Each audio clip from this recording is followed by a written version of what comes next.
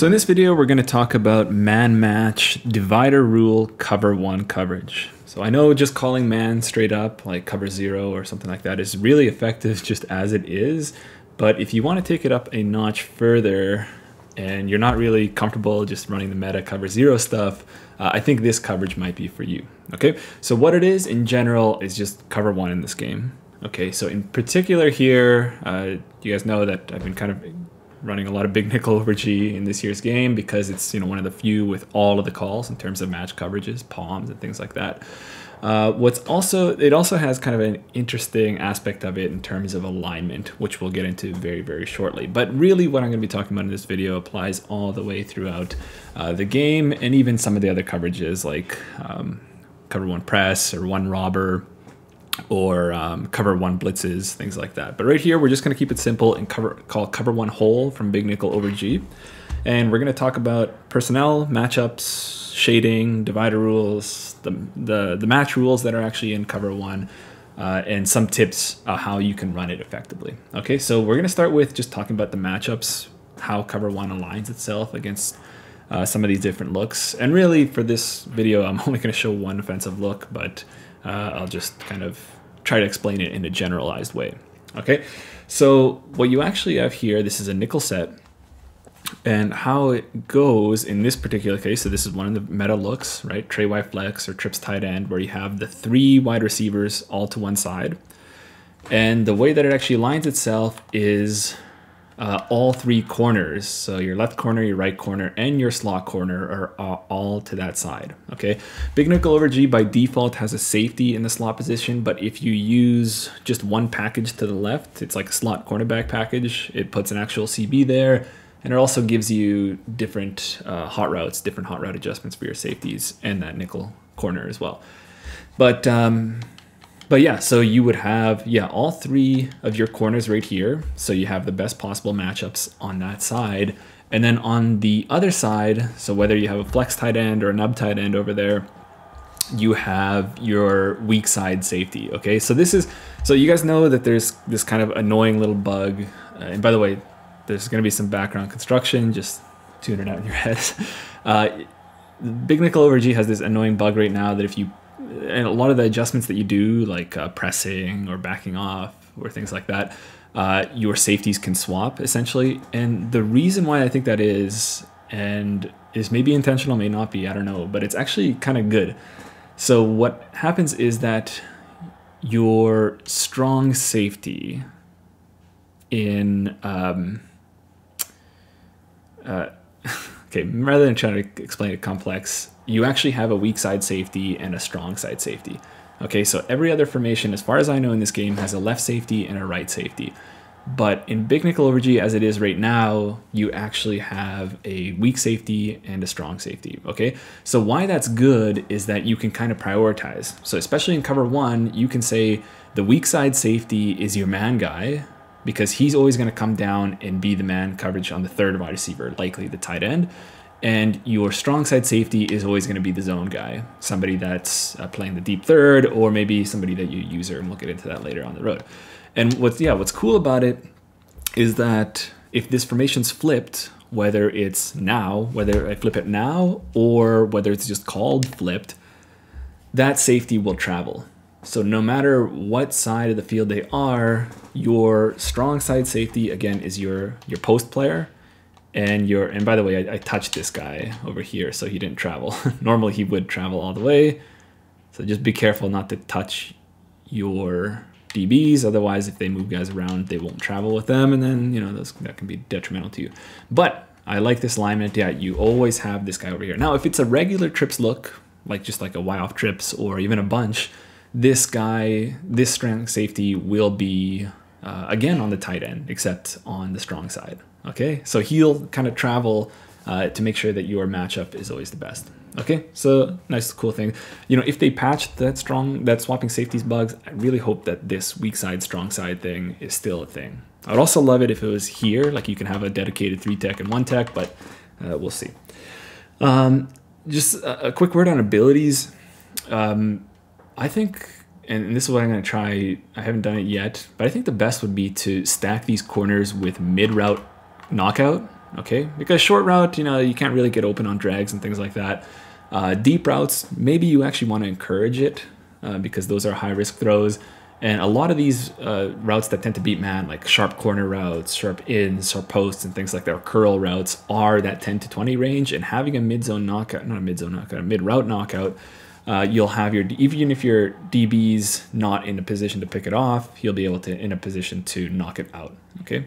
And then you can put that, again, because you have this strong, a dedicated man safety, you can put that ability on him, knowing that he'll be the one, you won't have to put it on both of these guys, essentially. He'll always be the one that needs that ability. And then you might have just enough left over for one edge threat, and I think you're good to go, okay? Other things that I like about this, before we get into some of the shading rules, is that obviously it's a great run defense because you have an extra guy in the box. You're playing one high right here, unless you call like a cover one robber, where that second zone defender is the other safety, which you know, based off what I'm saying here with the weak safety, strong safety, probably isn't the best thing, but yeah, you have essentially an extra guy in the box, which is great. And then also with, I don't have it in this playbook, but I think that there's that popular RPO at a trips tight end where the number 3 is on a bubble. You're no longer in conflict here because now you have a run defender here, a dedicated run defender here, and then a dedicated bubble defender here. So there's no way they can run that. Really, really good. Okay, and let me just reset this play so we can talk about the shading rules. Okay, so cover 1, I think, is of the man coverages, cover 0, cover 2 man, I think is probably the best pure coverage because I think it's a little bit more harder to break down. I think cover 2 man, you have these passive safeties. Cover 0 is great because you got that good pressure, but it can lead you to big plays. Because you don't have help from zone defenders, and so the man technique that you can run is a little bit limited and not the best for a pure coverage standpoint. Of course, having the pass rush comes in helps. But the way the default shading rules work for cover 1, and before I even get to that, we'll talk about cover 0 and cover 2 man. So cover 0 default shading is inside and maybe over the top, or actually, sorry, the default shading is just straight up inside, right? Because you don't have any zone help inside. Offense is going to be looking to throw quick slants and things like that. So you want to be inside to protect against those, okay? Cover 2 man is inside and underneath, okay? Because again, you don't have any interior help in terms of zones, but you do have help over the top. So the corners play underneath.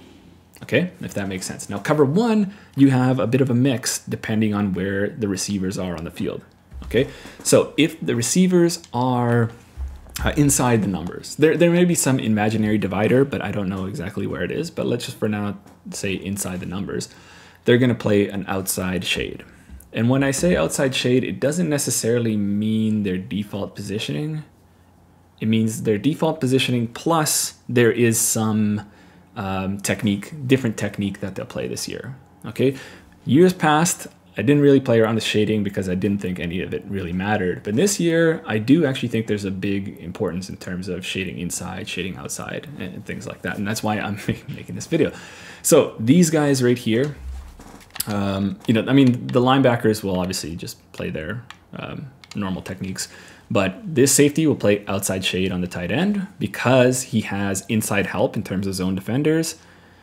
And so he wants to play, obviously, where the grass is. Okay, same thing with number 3. He has help inside, so he wants to play an outside shade. Now, these other guys, okay, when you're talking about a wide receiver, like a flanker, or a slot receiver, the corners will play head up on them, okay? They don't have an inside shade or an outside shade. It's like a default, okay? And that's maybe fine if you have like one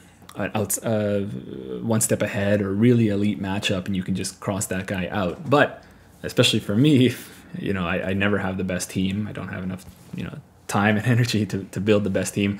I have to I can't rely on matchups. You have to rely on scheme, essentially. So the way that I would do it instead, and this is the way that it would be done in real life, is that anybody outside of your imaginary divider will see the numbers here. you'll want to play, so everybody inside, you'll play with an outside shade. Everybody outside, you'll play with an inside shade. Okay, so basically what I'll do is I'll global outside shade. So that moves this guy out. And these guys are already out. Okay, so they are protecting, these three guys are protecting the grass, and their zone insides are helping them out. And then any actual wide receivers, I'll run an inside shade. Okay, and the way you do that, you can do that manually. You can go, so on Xbox, you go Y, individual adjustment, you pick the receiver, and then you shade left or right. Okay, so if he's on the left, you shade right. If he's on the right, you'll shade left.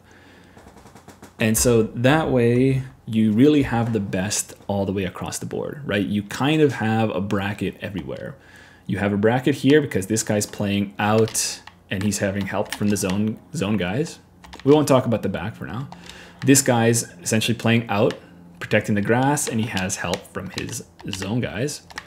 Same thing, this guy's a little bit on the border. You know, maybe you could play around with different things, but I would do an outside shade here to protect against corner routes. And again, you still have help over here.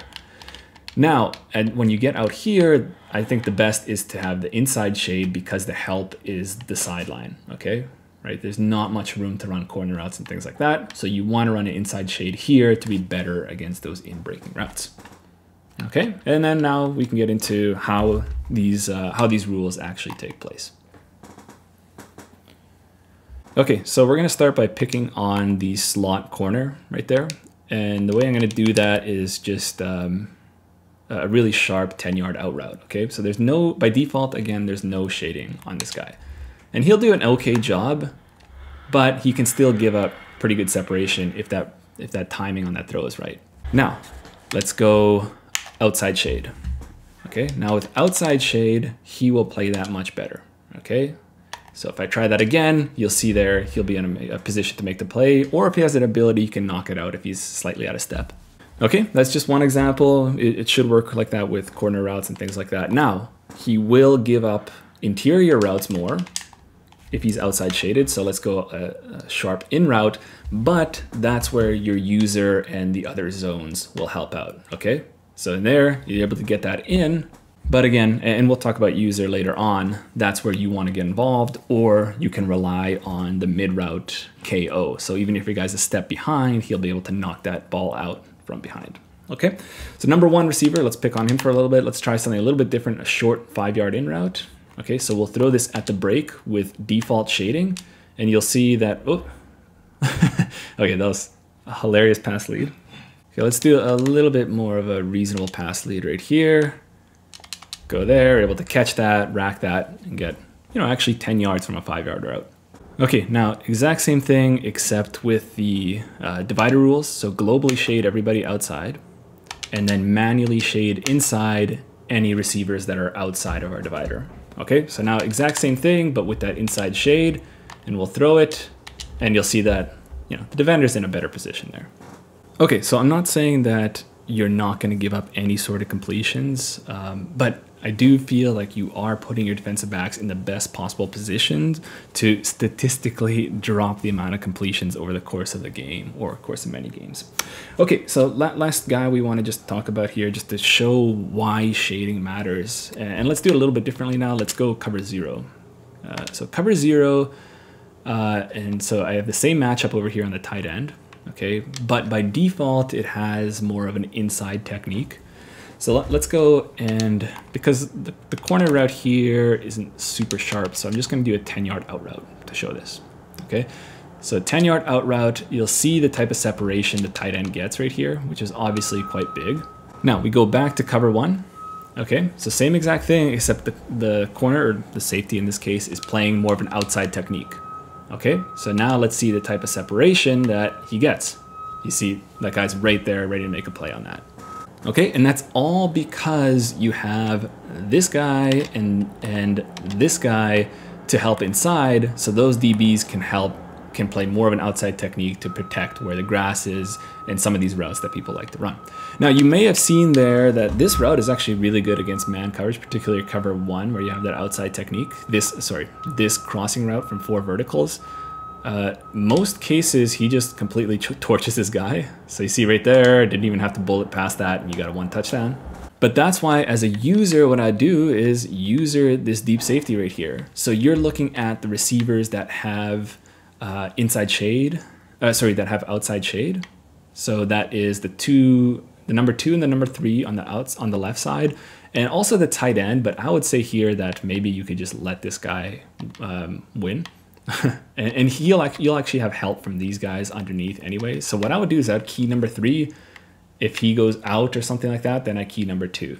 But if he's running across the field right here, I'm going to go help across that. So he can't throw that obvious man beater right there.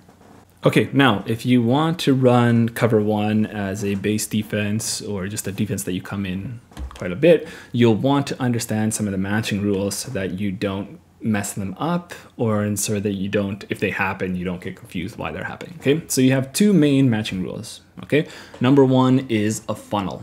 Okay, so here, when you look at the play art, it looks like this Mike linebacker is man-to-man on the running back, and then that this Will is this 3 receiver kind of low hole zone defender. But in reality, they're playing what's called a funnel technique on the back. Okay, so if the back releases to the right linebacker will take him and the left one will zone off. If the back releases to the left will take him and the right will zone off. So that you make sure that you have the best possible leverage. Okay, so let's do it right here. So if back goes to the right, this 3 receiver hook will actually take him. Okay, you see, and he's in a better position to cover that right away. Now, if he goes to the other side, and this is not something that you'll see too often, but maybe if they're in pistol or single back where they have that easier option to go left or right, it will matter more. But now in this case, the left-sided linebacker will take him, and the other guy will play the low hook, essentially. So obviously that's really nice. Now, if you are using this guy, that means the funnel is taken out, and this guy has to play him man-to-man. Now, that's not actually the worst thing, because for whatever reason, you know, this guy just, you don't need to have great leverage in this year's game to defend some of these routes man-to-man. Okay, and maybe I'll even do a table route here. He'll get a bit of a better positioning than if you ran funnel, but still, you see how quickly that linebacker gets out there, and it probably doesn't matter anyway. With that being said, if you do come across a situation where there's a route that's beating you to the sideline, this may be an answer, that you're taking this, this kind of funnel, kind of double coverage away from things. Okay, now let's talk about a situation where the tight end is no longer flexed, he is a nub tight end. Okay, so obviously here you have a strong outside alignment in terms of man coverage. So if that tight end runs inside, that DB will be way out of position to defend him. Okay, so you need to rely on some of your interior guys. Now, rather than it's being 2-on-1, the backer on the 2 linebackers on the halfback, now you're playing kind of a 3-on-2. Okay, so now you're involving this DB, so you're playing a triangle coverage over the tight end and the running back. Okay, so how that works out is if the tight end runs vertical, like a corner route in this case, he will be defended by the DB right here, which is good because you have outside shade and you can defend that corner route really well. And then it's left to these 2 guys to play funnel on the back.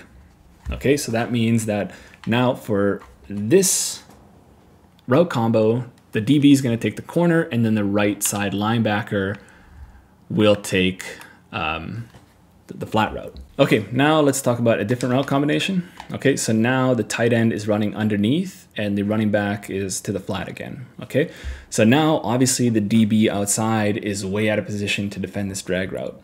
But what he's going to do is he's going to pass that off to the linebackers, and he's essentially going to banjo that tight end, and then he'll take the back.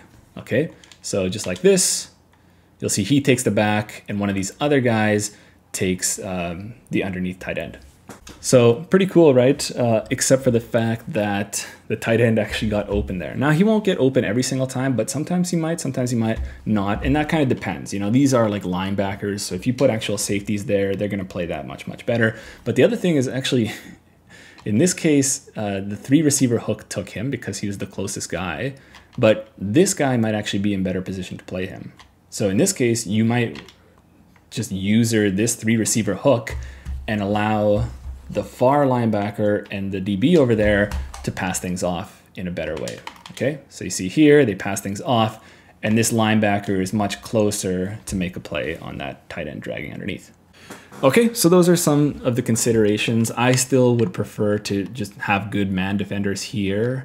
They don't need to be great run defenders because you have now numbers in the box, and just user this guy over the top. Okay, now if you want to play around with it, you can, user this guy yourself, or if he's inserting on a blitz, that's another way of doing it. So these guys will still play inside out on the tight end and the running back. And that's not just for trips tight end, by the way. It's, other situations where you have the tight end and you have the back on the same side of him. Okay, so think gun doubles and things like that. Yeah, so they'll still play that to make sure they pass things off and that they're in the best position to make a play. So tight end runs a corner or a vertical or a streak. This guy's got him. If he runs a post, he's running right into the safety right here. If he runs underneath, the linebacker takes him. Same thing with the back. If he runs left, the backer takes him. If he runs right, you have over here. Over here, you got outside shade to defend against corner routes and things like that. Inside shade to protect against slants and posts. And then you have yourself over here helping out on some of these receivers. And I think you have pretty good coverage. Okay, so that's it for this video. We'll see you guys in the next one.